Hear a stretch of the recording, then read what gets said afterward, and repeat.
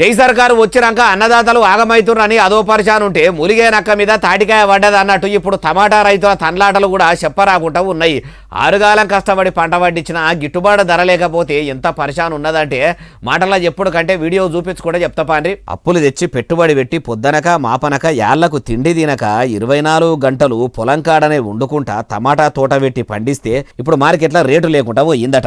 బైకాడికే లేసుకొచ్చిన బండికి రాయి మందం కూడా పైసలు వస్తలేవట. అంగట్ల బేరకాళ్ళు కిలా టమాటాకు 2 రూపాయలు కట్టిస్తున్నారని కోపంతో మహబూబాబాద్ల అన్నదాతలు ఇట్లా అక్కడి ప్రజలకు ఉట్టిగానే వంచిపెట్టిరట.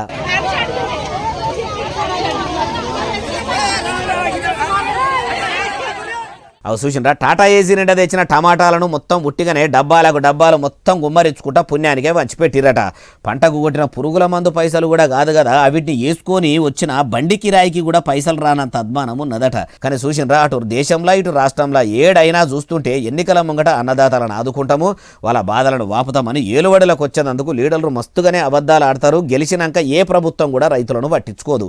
అయ్యా దేశ ప్రధాని నరేంద్ర మోడీ సారు దేడిచిన వ్యవసము రైతులు కలకల అన్న రాజ్యం ఎన్నడూ పోగుబోయేయి పొడుగిల్లాయి.